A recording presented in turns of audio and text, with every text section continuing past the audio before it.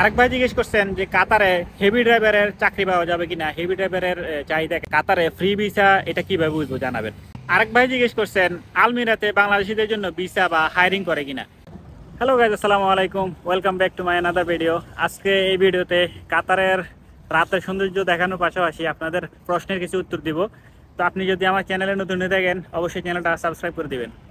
So guys, বিশ্বের অনেক দেশ প্রাকৃতিক সম্পদের উপর নির্ভর হয়ে তাদের অর্থনীতি কিন্তু একটা সময় পুরোপুরি ভেঙে পড়ে।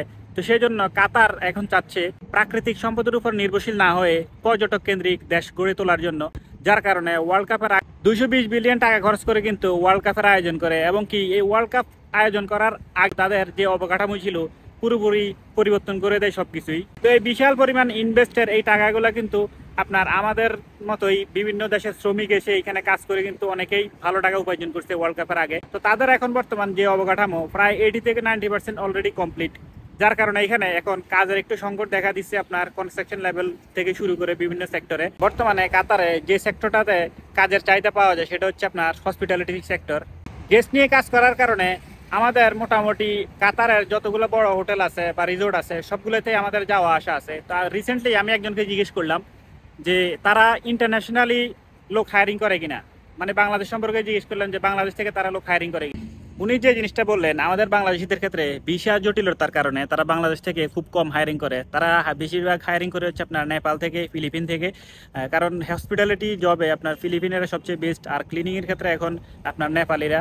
আর আরেকটা জিনিস হচ্ছে আপনার এখন বেশিরভাগ যারা চান্স পাচ্ছে তারা হচ্ছে আফ্রিকা থেকে, কারণ ওইখান থেকে আপনার কম বেতনে পাওয়া যায়, তাদের ল্যাঙ্গুয়েজ স্কিল ভালো। কাতারে যেহেতু এখন কোম্পানি ভিসা খুব একটা হচ্ছে না, বেশিরভাগই আপনার ফ্রি ভিসা আমাদের আশা লাগতেছে। তো এক ভাই আমাকে জিজ্ঞেস করতেছেন যে কাতারে ফ্রি ভিসা এটা কিভাবে বুঝবো জানাবেন। জিনিসটা আপনারা বুঝতে পারবেন প্রফেশন দেখে। ভিসার যে প্রফেশন আছে সেখানে যদি আপনার বড় ধরনের প্রফেশনগুলো থাকে, যেমন আপনার হয়তো ওইরকম কোয়ালিফিকেশন নাই কিন্তু আপনাকে প্রফেশনে দিয়ে দিচ্ছে আপনি অ্যাকাউন্টেন্ট অথবা আপনার জেনারেল সুপারভাইজার, অ্যাকাউন্টেন্ট, ফোরম্যান, এই ধরনের বড় প্রফেশনগুলো যদি আপনার দিয়ে থাকে তাহলে আপনি বুঝবেন যে এটা আপনার ফ্রি ভিসা। আরেকটা জিনিস হচ্ছে আপনি কোম্পানির শেষে যেই নামগুলো থাকে এই জিনিসগুলো দেখলে আপনি বুঝতে পারেন যে এটা কোম্পানির নামের শেষে যদি এই ধরনের নাম থাকে, যেমন cleaning service, hospitality, trading and contracting, এরপরে হচ্ছে আপনার লিমুজিন কোম্পানিগুলোও কিন্তু ফ্রি ভিসা দিয়ে থাকে।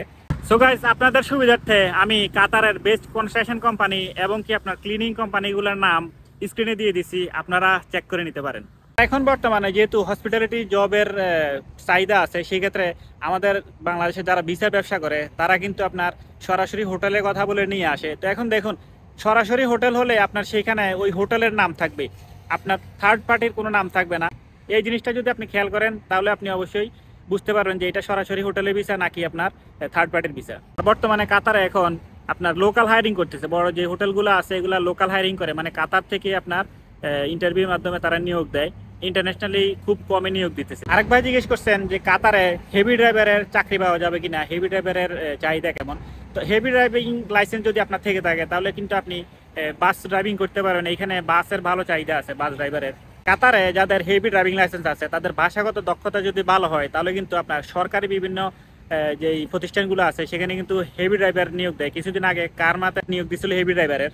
আরেক ভাই জিজ্ঞেস করছেন কাতারে হাউস ড্রাইভিং বিষয়ে আসতে চাই কেমন হবে। হাউস ড্রাইভিং বিষয়ে আপনার নতুন করে যদি আপনি শুধু বাংলাদেশি লাইসেন্স নিয়ে আসেন, এইখানে কপিল আপনাকে সব খরচ দিয়ে লাইসেন্স বানাই দিবে, সেক্ষেত্রে আপনার 1300 থেকে 1800 রিয়াল পর্যন্ত বেতন। আর যাদের কাতার ড্রাইভিং লাইসেন্স আছে এবং কি আপনার অন্যান্য মিডল ইস্টের লাইসেন্স আছে সেক্ষেত্রে আপনার 1500 থেকে 2000 বা 2500 রিয়াল পর্যন্ত স্যালারি প্রোভাইড করে থাকে। হাউস ড্রাইভিং কাজটা নির্ভর করে হচ্ছে আপনি যেই ফ্যামিলিতে আসতেছেন ওই ফ্যামিলির মানুষগুলো যদি ভালো হয় তাহলে আপনার জন্য ভালো মান্থলি স্যালারি দিয়ে দিবে। তো আরেক ভাই জিজ্ঞেস করছেন যে উনি কাতারে আপনার হাউস ড্রাইভিং ভিসা আসছেন, এখানে জায়গা ভালো না, উনি থাকতে চাচ্ছেন না, ভিসা ক্যান্সেল করে দেশে চলে যেতে চাচ্ছেন। তো যারা ভিসা ক্যান্সেল করে আপনার দেশে চলে যাবেন পরবর্তী তারা আবার আসতে পারবেন কিনা এই বিষয়টা নিয়ে আরো অনেকেই অনেক প্রশ্ন করছেন।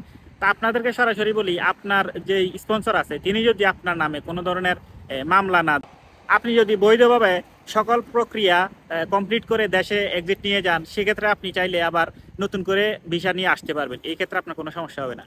আরেক ভাই জিজ্ঞেস করছেন আলমিরাতে বাংলাদেশিদের জন্য ভিসা বা হায়ারিং করে কিনা। তো কিছুদিন আগেও আলমিরাতে আপনার পেইন্টার এবং কি ইলেকট্রিশিয়ান নিয়োগ দিছিল, এগুলো লোকাল হায়ারিং, মানে কাতার থেকেই নিয়োগ দিছিল, ইন্টারন্যাশনাল না। তো গাইস, বর্তমান কাতার এখন পর্যটকের শহর বলা চলে, কারণ এখন এইখানে ওই পরিমাণ কাজ নাই বিদায় আমাদের যারা ওয়ার্কার আছি তাদের জন্য এখন মোটামুটি সমস্যাই বটে। কাতারে যারা এখনো নতুন করে আপনার ফ্রি ভিসা আসতেছেন, অবশ্যই আপনারা যাচাই বাছাই করে তারপরে সিদ্ধান্ত নেবেন।